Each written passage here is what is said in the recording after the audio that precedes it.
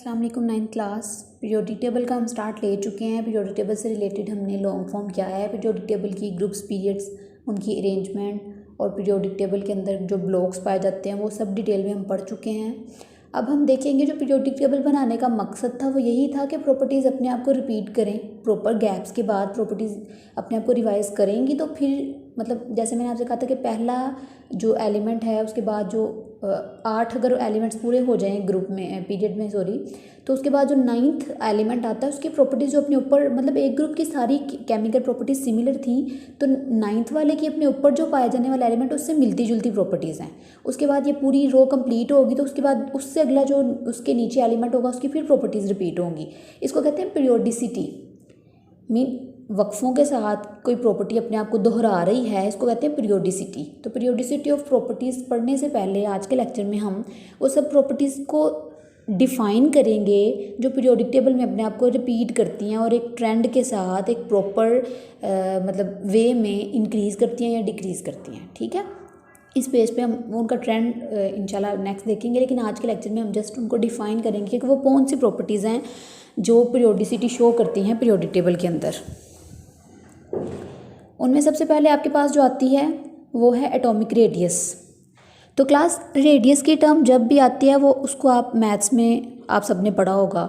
जब आप दायरों की बात करते हैं मतलब सर्कुलर चीज़ों की बात करते हैं तो आप सेंटर पॉइंट से जो एंड तक आपका जो डिस्टेंस होता है उसको आप रेडियस कहते हैं। तो क्योंकि एटम का स्ट्रक्चर आप सब जानते हैं, आपकी बोर्ड पे जो ड्रॉ करके आपको दिखाया जाता है अक्सर वो एक सर्कुलर है, सर्कुलर मतलब स्फेरिकल सा स्ट्रक्चर है जिसमें न्यूक्लियस से आउटर मोस्ट शेल का जो डिस्टेंस है उसको एटॉमिक रेडियस कहते हैं। ठीक, इसलिए इस एटॉमिक रेडियस की टर्म यूज़ की गई। The distance from the centre of atom to the nucleus of outer most shell of that atom. ठीक है, ये इसकी डेफिनेशन है एटॉमिक रेडियस की। लेकिन इधर जो वर्ड यूज़ किया गया वो है half of the distance between the nuclear of top bonded atoms. ऐसा क्यों किया गया, मतलब जो मेन डेफिनेशन से थोड़ा सा चेंज इसलिए है क्लास, ये जो इलेक्ट्रॉन्स हैं ये न्यूक्लियस के गिर्द क्लाउड्स की तरह हैं। कुछ कंफर्म नहीं है कि आउटर मोस्ट इलेक्ट्रॉन कहाँ पे पाया जाता है, ये कोई 100% श्योरिटी नहीं होती कि ये बाउंड्री लाइन तो है ही नहीं इसमें कि ये बाउंड्री है जिसकी ये आउटर मोस्ट इलेक्ट्रॉन यहाँ पाया जाता होगा। वो एक हमने एस्टिमेशन लगाया, वो शेल्स बना लिए सबके जहाँ ज़्यादातर चांसेस हैं इलेक्ट्रॉन के पाए जाने के, उनको हमने शेल्स का नाम दे दिया। तो क्योंकि ये बाउंड्री एक्यूरेट नहीं है, 100% एग्जैक्ट बाउंड्री नहीं है, शार्प बाउंड्री नहीं है, इसलिए वो ये करते हैं कि दो न्यूक्लियस हर मैटर को जब भी देखा जाए तो वो एटम्स से मिलके बना है। पता नहीं कितने एटम्स मिलते हैं तो मैटर की कोई एक फॉर्म बनाते हैं। तो ऑब्वियसली एटम्स तो हर जगह पे बहुत ज़्यादा तादाद में पाए ही जाते हैं।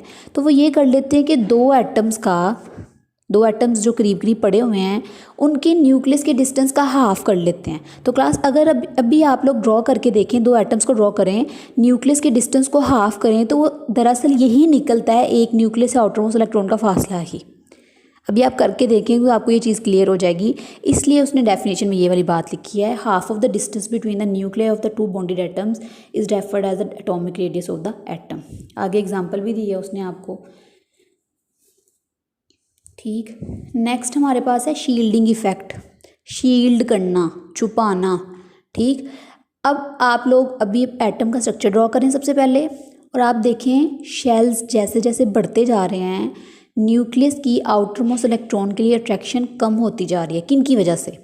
दरमियान में जो इलेक्ट्रॉन्स पड़े हुए हैं मतलब दरमियान वाले शेल्स के इलेक्ट्रॉन आउटर मोस्ट इलेक्ट्रॉन की न्यूक्लियस से अट्रैक्शन को कम कर देते हैं। ठीक, this is called shielding effect और स्क्रीनिंग इफेक्ट।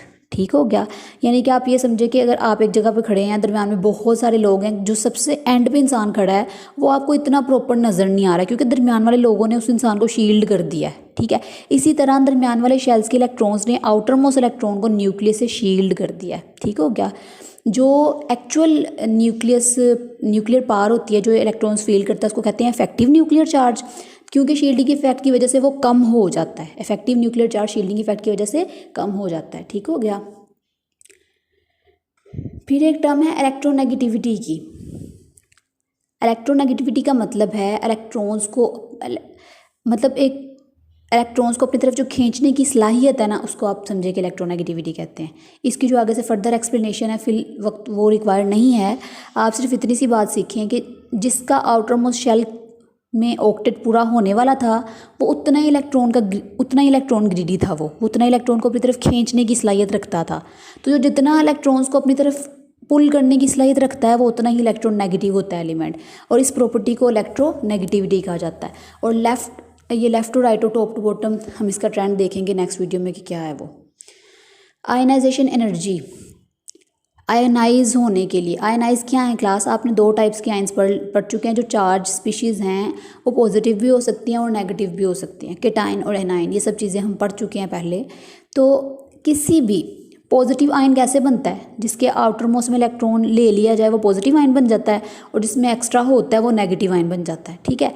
तो ऑब्वियसली जब इलेक्ट्रॉन एक न्यूक्लियस के साथ पड़े हुए थे, एक स्टेबल सिस्टम का पार्ट थे, तो वो एक स्टेबल सिस्टम था। स्टेबल सिस्टम का मतलब है जिसकी एनर्जी कम होती है। अब ऑब्वियसली उसको निकालने के लिए एक एनर्जी रिक्वायर होगी जो उसको स्टेबल सिस्टम से निकाल के एक अनस्टेबल सिस्टम का पार्ट बनाने जा रही है। तो वो एनर्जी जो रिक्वायर होगी आउटर मोस्ट शेल में से इलेक्ट्रॉन को निकालने के लिए, उसको कहते हैं आयनाइजेशन एनर्जी। तो ये हमेशा रिक्वायर होती है। Amount of energy required to remove the most loosely bound electrons from the valence shell of an isolated gaseous atom। ठीक हो गया, इसको कहते हैं आयनाइजेशन एनर्जी है। उसके बाद है इलेक्ट्रॉन एफिनिटी। एफिनिटी का मतलब क्या है? एफिनिटी का मतलब होता है अट्रैक्शन कह लें आप, लव, एफिनिटी वो मतलब है।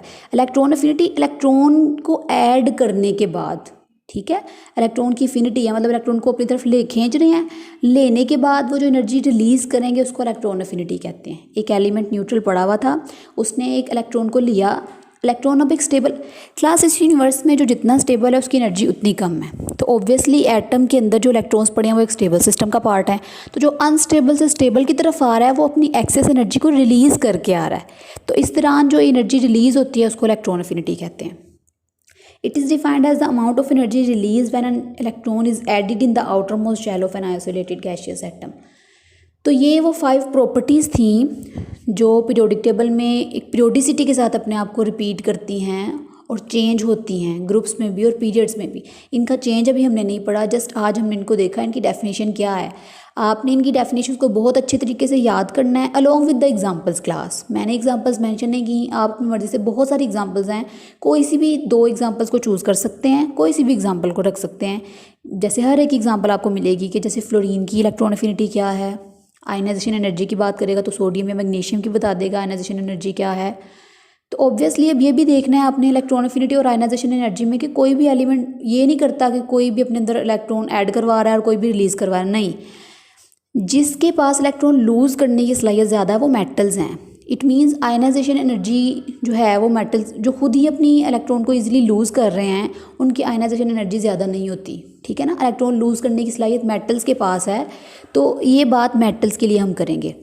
जबकि इलेक्ट्रॉन एफिनिटी का मतलब है जो इलेक्ट्रॉन्स को ले रहा है अपने पास, ठीक है ना, लेने वाले नॉन मेटल्स होते हैं। तो इलेक्ट्रॉन एफिनिटी की जो टर्म्स है इसलिए वो पीरियोडिक टेबल के राइट एलिमेंट्स के लिए डिस्कस करेगा, और जो आयनाइजेशन एनर्जी की टर्म है वो पीरियोडिक टेबल के लेफ्ट वाले यानी कि मेटल्स के लिए डिस्कस करेगा। इस चीज़ पे भी आपने फोकस करना है। तो इन सब की बस आपने डेफिनेशंस और एग्जांपल्स अच्छे तरीके से कर लें। इनका ट्रेंड इंशाल्लाह हम नेक्स्ट देखेंगे। Thank you so much class.